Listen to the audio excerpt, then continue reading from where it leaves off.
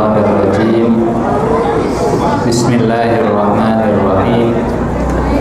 Assalamualaikum warahmatullahi wabarakatuh.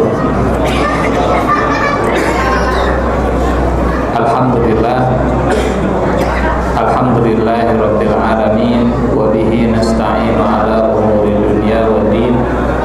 Wassalatu wassalamu ala asyrafil anbiya'i wal mursalin wa ala alihi wa ashabihi ajma'in. Rabbi shrah li sadri wa yassir li amri wahlul 'uqdatam min lisani yafqahu qawli. Allahumma la ilma lana illa ma 'allamtana innaka antal alimul hakim. Allahumma 'allimna ma yanfa'una wanfa'na bima 'allamtana wa zidna ilman wa 'amalan ya rabbal alamin. Amma ba'du.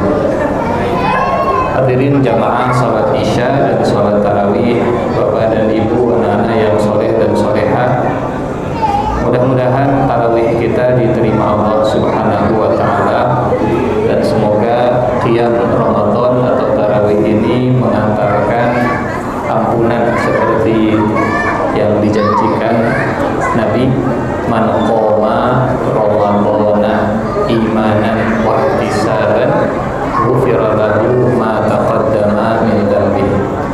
Siapa yang qiyam di bulan Ramadan atau tarawih dengan keyakinan dan mengharapkan pahala, mengharapkan ganjaran, maka dosa-dosanya akan diampuni.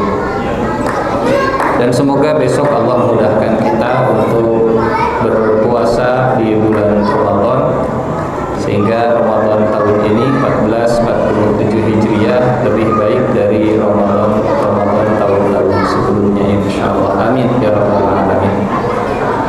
Dan untuk Ramadan 1447 Hijriah di Masjid Al-Ukhuwah ini, tema yang diangkat untuk kajian setelah sholat tarawih adalah tentang Asmaul Husna, mengenal nama-nama baik milik Allah Subhanahu wa Ta'ala. Dengan harapan mudah-mudahan semakin kenal dengan yang memerintahkan kita saum, semakin bertambah keyakinan kita untuk menjalankan saum, karena perintah saum ini dimulai dengan iman. Sebelum diwajibkan ada panggilan keimanan, ya ayyuhalladzina amanu kutiba, wahai orang-orang yang beriman, diwajibkan. Diwajibkan itu adalah perintahnya, iman itu adalah mengenal siapa yang memerintahkannya.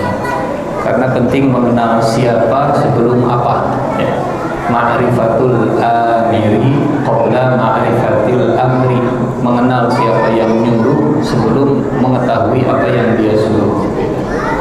Ini ada instruksi, kerjakan 1, 2, 3, tapi nggak jelas siapa yang nyuruh, mengerjakannya juga Tapi kalau jelas ini dari atasan, dari owner, dari CEO, dari pemimpin tertinggi, apa perintahnya? Mungkin sepele, tolong buangkan sampah ke sana, tolong tutupkan pintu. Tapi yang nyuruhnya orang yang dikenal, orang yang punya otoritas, orang yang sangat pengasih, penyayang, bijaksana. Sekecil apapun perintahnya, kalau kenal siapa yang memerintahnya, insya Allah lebih semangat menjalankan perintahnya. Jadi amanu baru kutiba, beriman kepada yang memerintahkan sebelum menjalankan apa yang dia perintahkan. Nah, berangkat dari sinilah kemudian kita mengangkat tema Asmaul Husna, mengenal lebih jauh, mengenal lagi nama-nama Allah, ya, memahami lagi sifat-sifat Allah.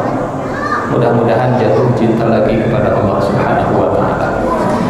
Hadirin jamaah yang Allah muliakan, dan Asmaul Husna kajian kita ini insyaallah ditargetkan mudah-mudahan bisa tuntas 99 yang kita kenal, gitu ya.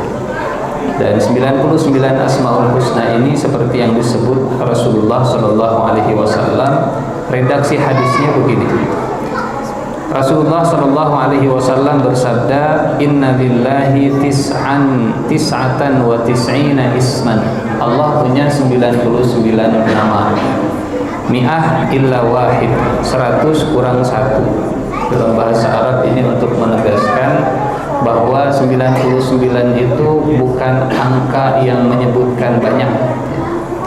Biasanya kalau menyebut angka orang Arab ya sekitar segituan lah. Misalnya hadis arba'in ya 40-an lah maksudnya, presisinya 42.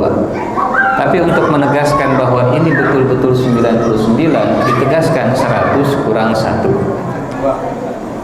Gitu-gitu keneh betul. Tapi untuk menegaskan bahwa ini bukan pokoknya namanya banyak, gak begitu. 99 yaitu 100 kurang 1. Kemudian kata Nabi, man ahsaha dakhalal jannah. Nah, ini yang paling penting, kata kunci dari kalimat ahsa. Karena ahsa itu kalimat yang kalau diterjemahkan ke bahasa Indonesia butuh kosakata yang lebih panjang gitu ya. Kalau diterjemahkan hanya sekedar tahu itu bukan ahsa. Kalau diterjemahkan hafal juga bukan ahsa. Ahsa ini sekarang kosakata ahsa digunakan untuk mensurvei sesuatu. Ihsaiyat, ihsa itu artinya mensurvei sesuatu. Apa yang dimaksud dengan mensurvei Asmaul Husna, meriset Asmaul Husna? Kita kenal namanya, kita paham artinya, kita tahu cara menggunakannya, dan kita bisa menghubungkan dengan kesehariannya. Sampai akhirnya kita bisa melihat realita yang ada di sekitar kita, ya. Realita yang ada di sekitar kita. Habis baterai.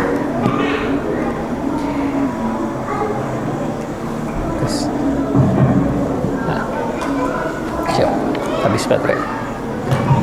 Sampai akhirnya kita bisa menghubungkan realita yang ada di sekitar kita dengan Asmaul Husnanya Allah Subhanahu wa ta'ala. Karena seluruh ciptaan Allah adalah pameran dari Asmaul Husnanya Allah Subhanahu wa ta'ala. Ingin mengenal Asmaul Husna, maka lihatlah ciptaan Allah Subhanahu wa ta'ala. Lihatlah orang-orang yang ada di sekitar kita, lihat pemandangan di sekitar kita, lihat perbuatan Allah, maka perbuatan itu menggambarkan nama Allah Subhanahu wa ta'ala gitu. Ini yang yang diterjemahkan dari kata ahsa. Bukan sekedar hafal ya, karena kalau hafal bukan tidak bagus. Hafal itu bagus, tapi hafal bukan tujuan utama. Tujuan utama dari Asmaul Husna ini adalah ihsa. Kata Nabi, barang siapa yang mengihsa Asmaul Husna dakhalal jannah, maka dia akan dimasukkan ke dalam surganya Allah Subhanahu wa ta'ala. Berangkat dari hadis ini, berangkat dari ayat tadi, semangat kita mempelajari Asmaul Husna, mudah-mudahan semangat dalam menjalankan beragama dan juga semangat mengejar surganya Allah Subhanahu wa ta'ala. Amin ya rabbal alamin, insyaallah. Hadirin jamaah salat tarawih yang Allah muliakan. Kemudian Asmaul Husna ini adalah nama-nama yang diberikan oleh Allah Subhanahu wa ta'ala kepada Allah. Yang namanya nama ini identitas yang diberikan oleh yang sebelum kita. Saya namanya Nur Ihsan Jundullah, diberi nama oleh orang tua yang hidup sebelum saya lahir. Karena waktu saya lahir saya nggak bawa nemtek, tolong panggil saya dengan nama ini, enggak. Tidak ada orang yang punya nama mengajukan dirinya sendiri, kasih saya nama ini, saya pengen namanya ini. Nama itu selalu diberikan oleh orang yang sebelum kita. Nah pertanyaannya, siapa yang ada sebelum Allah Subhanahu wa ta'ala? Nggak ada. Nggak ada yang, tidak ada yang hadir, yang eksis sebelum Allah Subhanahu wa ta'ala. Maka dari mana Allah punya nama? Bukan dari makhluk, karena makhluk ada setelah Khaliq, tapi dari Allah, untuk Allah Subhanahu wa ta'ala. Dari mana nama-nama ini? Allah sendiri yang memberi nama untuk Allah Subhanahu wa ta'ala ya. Jadi bedanya nama kita dengan nama Allah ada di sana. Nama kita diberi oleh orang sebelum kita, nama Allah Subhanahu wa ta'ala dari Allah untuk Allah Subhanahu wa ta'ala. Kemudian nama-nama Allah Subhanahu wa ta'ala ini juga menggambarkan sifatnya Allah Subhanahu wa ta'ala. Hadirin jamaah yang Allah muliakan, Ada orang yang namanya bagus, tapi sifatnya belum tentu bagus. Ada orang yang namanya ya nggak usah sebut contohnya, pokoknya namanya bagus gitu. Artinya juga bagus, maknanya juga bagus, tapi sifatnya belum tentu sebagus namanya. Padahal orang tua ngasih nama dengan harapan mudah-mudahan namanya jadi doa gitu. Tapi belum tentu namanya sebagus atau sifatnya sebagus namanya. Adapun Allah Subhanahu wa taala, antara nama dan sifat itu satu paket. Jadi kalau Allah punya nama Ar-Rahman, maka sifat Allah juga Maha Pengasih. Bukan hanya sekedar yang bernama Maha Pengasih, tapi juga yang punya sifat Maha Pengasih. Antara ism dengan sifat itu satu paket. Kalau kita nama dikasih, sifat itu nyusul belakangan. Bisa iya, bisa enggak. Kalau nama Allah, namanya itu, sifatnya juga itu. Dan yang perlu dicatat adalah ketika nama ini disematkan kepada Allah, maka sifatnya adalah sifat yang agung, sifat yang baik, dan namanya adalah nama yang baik. Asma'uhul husna wa sifatuhul ula. Namanya baik, sifatnya juga pasti baik kalau disandarkan, disematkan ke Allah Subhanahu wa taala. Berbeda kalau nama dan sifat itu disandarkan ke manusia. Ada beberapa nama yang kalau disandarkan ke manusia tidak jadi husna. Contohnya Al-Mutakabbir. Buat manusia itu nggak bagus. Tapi Allah punya nama Asmaul Husna Al-Mutakabbir. Allah punya nama Al-Muntaqim. Allah punya nama Al-Jabbar. Tapi saat disematkan ke manusia, nama itu jadi tidak husna gitu. Karena maknanya ketika disematkan ke Allah, maknanya jadi baik, maknanya jadi husna. Pada waktunya insyaAllah akan kita bahas. Jadi nama Allah itu diberikan oleh Allah, bukan oleh kita kepada Allah Subhanahu wa ta'ala. Maka jangan ngarang-ngarang nama, karena kita juga dipanggil nama yang berbeda, kita nggak mau. Saya namanya Nur Ihsan Jundullah, dipanggil sama bapak siapa misalnya, walaupun ini nama besar, tapi itu bukan punya saya. Saya dipanggil siapa? Siapalah begitu, nggak usah sebut nama. Pulang sini gitu. Ini lempeng, karena itu bukan nama saya, gitu. Bukan nama kita. Jadi Allah punya nama dan Allah yang memberi nama, maka panggillah Allah dengan nama yang ingin Allah dipanggil dengan nama tersebut. Yang kedua, nama Allah dengan sifatnya satu paket. Yang ketiga, sifat Allah itu semuanya baik, nama Allah semuanya baik, disematkan ke Allah jadi baik. Yang keempat, sebelum kita masuk ke nama yang pertama dan kedua malam ini, nama dan sifat Allah Subhanahu wa ta'ala itu sudah sempurna sejak awal dan bukan didapatkan kesempurnaannya itu dengan bertahap. Misal, kalau kita ada orang pintar, kapan dia pintar? Apakah sejak lahir dia pintar, atau pintarnya itu by proses? Jelas by proses. Allah Al-Alim, Allah Maha mengetahui. Sifat Allah, ilmunya luas. Apakah luasnya ilmu Allah itu didapat dengan belajar sedikit demi sedikit? Nah, dari awal Allah itu luas ilmunya tanpa proses. Allah Maha Pengasih dan Maha Penyayang. Nama kita pada malam hari ini, Allah Maha Pengasih, Maha Penyayang. Apakah kasih dan sayangnya Allah itu setelah berproses seiring dengan waktu? Dulu mah galak, dulu mah betus, dulu mah judes, dulu mah jutek, tapi seiring dengan waktu jadi bager, ayo nama. Itu manusia gitu ya.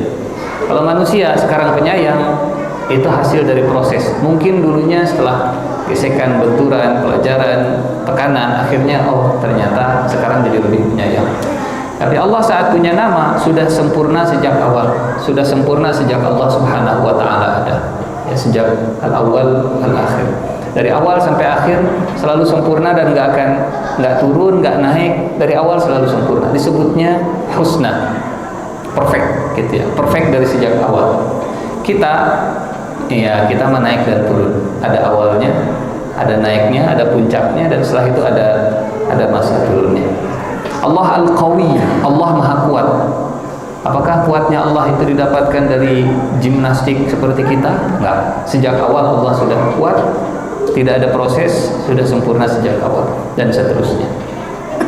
Yang terakhir, kajian Asmaul Husna ini juga tujuannya adalah untuk mengenal nama Allah dan kita gunakan dalam berdoa.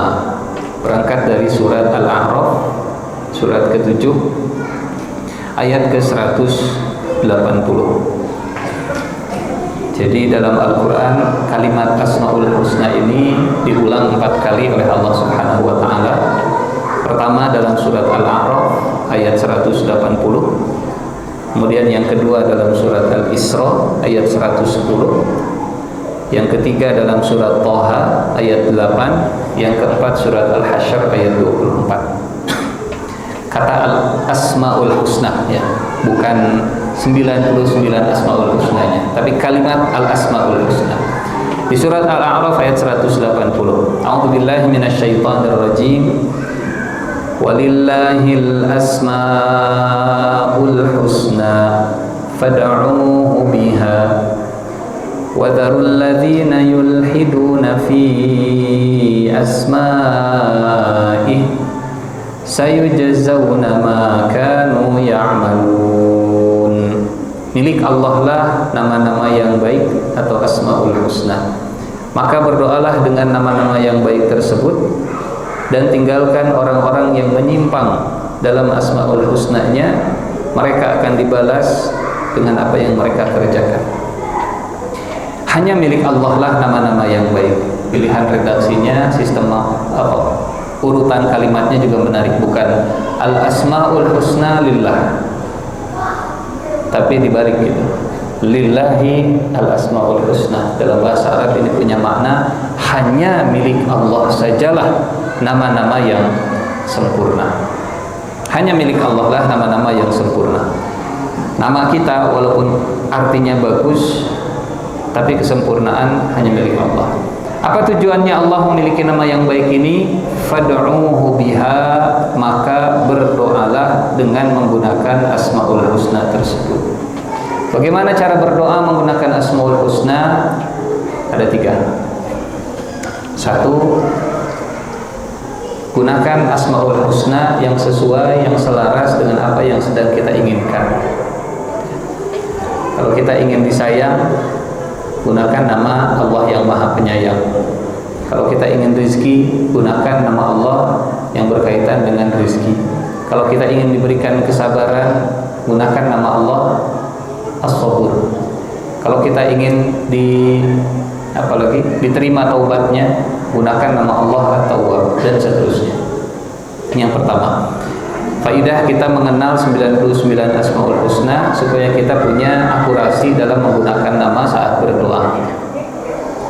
Karena ketepatan itu juga menjadi salah satu bagian dari perintah yang diajarkannya. Fad'uuhu biha, berdoalah dengan Asmaul Husna tersebut. Yang kedua, walillahil asmaul husna fad'uuhu biha.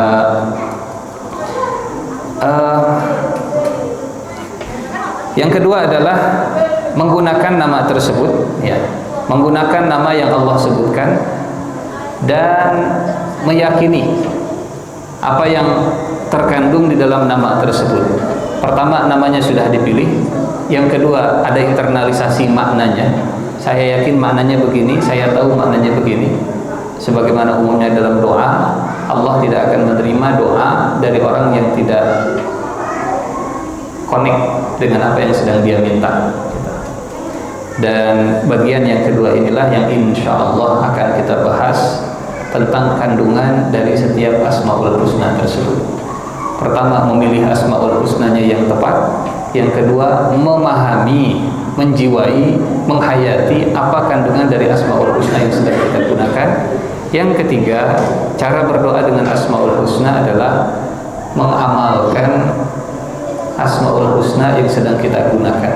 Contoh, kalau kita minta disayang oleh Allah, maka Asmaul Husna yang kita gunakan adalah yang Maha Pengasih, yang Maha Penyayang. Dan setelah itu kita menjadi hamba Allah yang Maha Pengasih, yang Maha Penyayang. Jadi, ya Allah, sayangi saya, tapi saya nggak akan sayang ke orang lain, ya Allah. Itu bukan fad'uuhu biha. Ya Allah, ampuni dosa saya, tapi saya nggak akan mengampuni kesalahan orang lain, ya Allah. Itu bukan fad'uuhu biha. Ya Allah, maafkan saya. Engkau mencintai, maafkan saya. Tapi saya nggak akan memaafkan orang lain. Itu bukan fad'uhu biha. Ya Allah, lapangkan rezeki saya. Tapi saya nggak akan melapangkan rezeki orang lain. Saya saja yang dilapangkan. Ya Allah, itu bukan fad'uhu biha. Fad'uhu biha, memilih nama yang presisi, yang akurat, yang tepat. Yang kedua, memahami kandungan dari Asmaul Husna tersebut. Dan yang ketiga, menjadi atau beramal mengaplikasikan dari Asmaul Husna yang sedang kita gunakan dalam doa tersebut. Walillahil asmaul husna fad'uhu biha, dan hanya milik Allah sajalah Asmaul Husna, nama-nama yang baik, maka berdoalah dengan Asmaul Husna tersebut. Dan tinggalkanlah orang-orang yang menyimpang dalam Asmaul Husna. Allah memberikan isyarat bahwa ada orang-orang yang menyimpang, ya, kehati-hatian kita supaya tidak menyimpangkan, supaya tidak memalingkan makna dari Asmaul Husna ini. Di antara penyimpangan dari Asmaul Husna yang tadi kita sampaikan di awal, menyematkan nama yang itu bukan milik Allah Subhanahu wa Ta'ala. Itu bagian dari penyimpangan pertama. Itu bukan nama Allah, tapi saya ingin menyebut Allah dengan nama ini. Ya, bukan suka-suka kita, karena itu bukan, ya, namanya nama Allah, gitu ya. Ini penyimpangan yang pertama. Penyimpangan yang kedua, betul itu nama Allah Subhanahu wa Ta'ala, tapi kemudian dihilangkan makna dan kandungannya. Contoh, Allah Maha As-Sami' dan Allah Maha Al-Basir. Allah Maha mendengar dan Allah Maha melihat. Bagaimana bentuk penyimpangannya?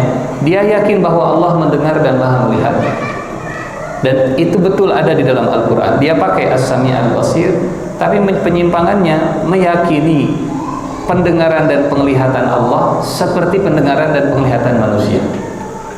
Jadi kaifiatnya, hautunya, ya Allah mendengar sama seperti kita, nggak sama.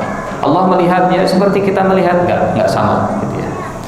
Kemampuan Allah dalam mendengar tidak boleh disamakan dengan kemampuan manusia saat mendengar. Kemampuan Allah saat melihat tidak sama dengan kemampuan Allah saat melihat. Mungkin ada persamaan namanya. Manusia melihat, Allah juga Maha melihat. Manusia mendengar, Allah juga Maha mendengar. Manusia bisa memaafkan, Allah juga Maha memaafkan.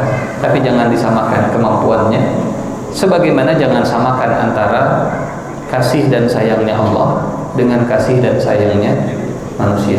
Penyimpangan itu ketika menyamakan, menyejajarkan Allah Subhanahu wa Ta'ala. Yang ketiga, di antara bentuk penyimpangan dalam Asmaul Husna ini adalah meniadakan. Meniadakan itu bagaimana? Kalau yang pertama menyematkan padahal itu tidak ada. Kalau yang ketiga ini ada tapi nggak mau diakui. Allah itu Al-Mutakabbir. Ada namanya Al-Mutakabbir. Tapi enggak mungkin Allah Al-Mutakabbir. Karena mungkin Al-Mutakabbir ini namanya rasanya kurang tepat. Masa Allah Al-Mutakabbir? Mungkin karena pemahamannya yang belum presisi, belum tepat, sehingga menihilkan nama Allah Subhanahu wa Ta'ala tersebut. Allah misalnya Maha Al-Muntaqim, Maha membalas semua perbuatan. Kok nampak seperti bertentangan? Katanya Allah Al-Afu, katanya Allah At-Tawwab, tapi kok Allah Al-Muntaqim? Berarti Al-Muntaqim ini harus dihilangkan, ditiadakan. Itu juga bagian dari penyimpangan. Menyematkan yang tidak ada atau menghilangkan yang sudah ada juga bagian dari penyimpangan. Termasuk bagian dari penyimpangan meniadakan maknanya. Memang si Allah itu As-Sami', tapi Allah itu tidak mendengar, itu juga penyimpangan. Jadi apa artinya As-Sami'? Ya As-Sami' saja.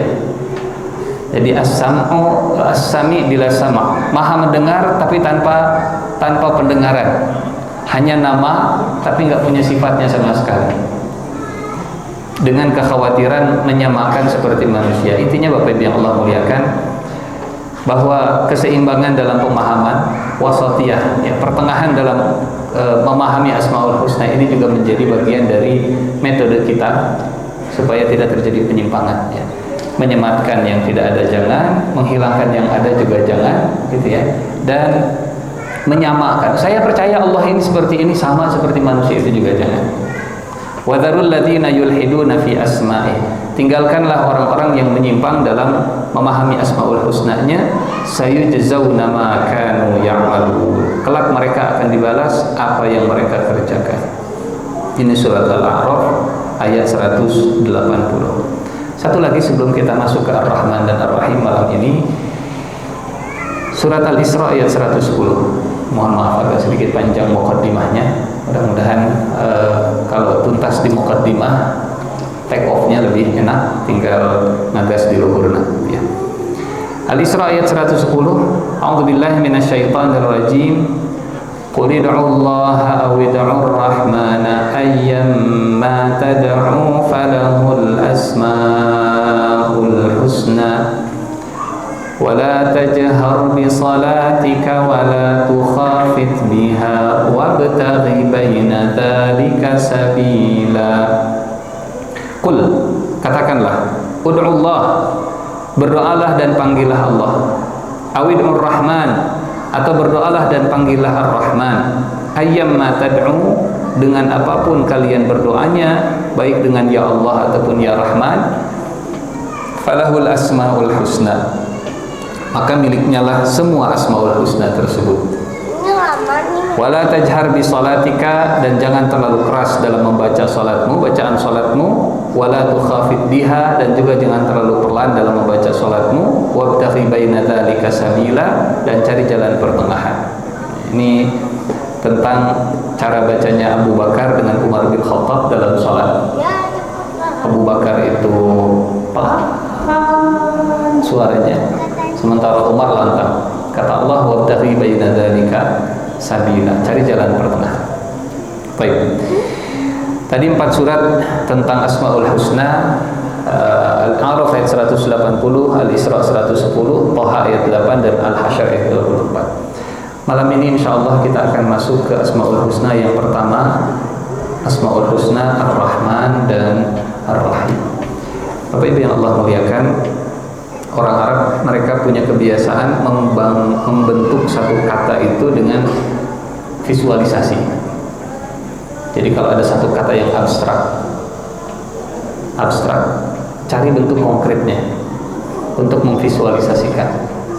Kira-kira apa bentuk konkret untuk memvisualisasikan rahmatnya Allah Subhanahu wa ta'ala? Karena Ar-Rahman dengan Ar-Rahim itu satu kata, akar katanya sama-sama dari rahmat. Ar-Rahman, Ar-Rahim. Memang ada perbedaan, tapi mungkin waktunya nggak panjang kalau kita membedakan secara bahasa dan maknanya. Tapi secara intinya Ar-Rahman dan Ar-Rahim itu akar katanya dari rahmah. Dan rahmat atau kasih sayang itu kata yang abstrak. Wujud konkretnya rahmah Allah itu adalah rahim. Rahim yang ada di perut ibu. Itu bentuk visualisasi dari rahmat Allah Subhanahu wa ta'ala. Jadi dimulai dari sperma dan ovum nempel di rahim, kemudian rahim itu yang menyuplai segala kebutuhan, walaupun sang bayi nggak bisa apa-apa. Itulah bentuk rahmat Allah. Walaupun makhluk itu nggak punya kekuatan, walaupun makhluk itu nggak punya kemampuan apapun, tapi yang mencukupkan, yang memberikan kehidupan, yang menjaga kelangsungannya adalah rahim, rahmat Allah. Kita lemah, tanpa Allah kita ini nggak punya kekuatan, tanpa Allah kita nggak punya daya dan upaya, hanya dengan rahmat Allah Subhanahu wa ta'ala. Dia bisa menyesuaikan dengan ukuran manusia. Kalau bayinya besar, maka rahimnya akan membesar, gitu ya. Dan semua kebutuhannya itu akan diprioritaskan untuk sang bayi di dalam rahim sang ibu. Sehingga dari kalimat inilah kemudian dalam agama kita diajarkan kalimat silaturahim. Dimulai dengan menyambungkan hubungan kekeluargaan yang pernah ada dalam satu rahim. Itu yang paling utama. Saya pernah satu rahim dengan kakak saya pernah satu rahim dengan ibu saya. Silaturahim nomor satu itu silaturahim dengan orang yang pernah satu rahim, yang pernah dalam satu tempat. Dan kata Rasulullah SAW, ini tersambung dengan rahmat Allah Subhanahu wa Ta'ala. Siapa yang memutus ini, maka terputus dengan rahmat Allah. Dan siapa yang terputus dengan rahmat Allah, puncak dari rahmat Allah itu, kalau di dunia ada rahim, kalau di akhirat ada surga.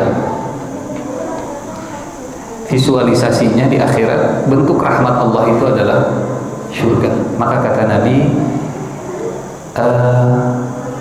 barang siapa yang memutus hubungan, maka dia tidak akan masuk surga.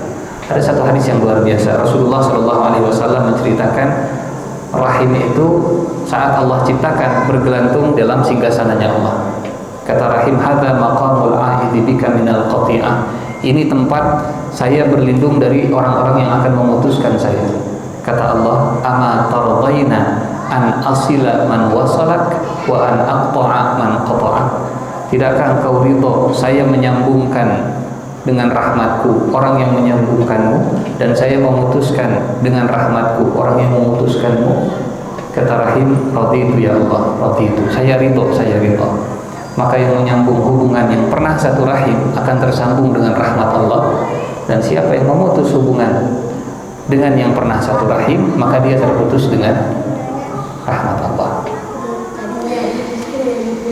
Bapak yang Allah muliakan, maka saat kita berdoa dengan Ya Rahman, Ya Rahim, Ya Arhamar Rahimin, saat kita mengucapkan Bismillahirrahmanirrahim, yang pertama kali ini kita sedang mengamalkan fad'uhu biha. Bagaimana cara berdoa dengan Ar-Rahman dan Ar-Rahim? Satu, kita pilih namanya. Yang kedua, kita pahami kandungannya. Yang ketiga, kita amalkan. Apa bentuk amalnya dan bentuk mendoakan berdoa dengan Rahman dan Rahim? Pastikan hubungan kekeluargaan kita yang pernah satu rahim itu tidak ada yang terputus. Sama seperti tadi, maafkan saya ya Allah, tapi saya nggak memaafkan yang lain, itu jadi aneh. Terima taubat saya ya Allah, tapi saya nggak akan pernah memaafkan orang lain. Ya Allah, sayangi saya ya Allah, tapi saya nggak akan menyambungkan silaturahim dengan keluarga saya. Ini bagian dari fad'uhu biha. Terakhir, Bapak Ibu yang Allah muliakan, ini sebagai penutup, ya, melengkapi makna dari Ar-Rahman dan Ar-Rahim. Kenapa dibedakan? Kenapa dipisahkan? Para ulama punya beberapa pendapat. Pendapat yang pertama, Ar-Rahman itu umum, Ar-Rahim itu khusus. Ar-Rahman umum untuk seluruh makhluk, Ar-Rahim itu khusus untuk orang-orang yang beriman.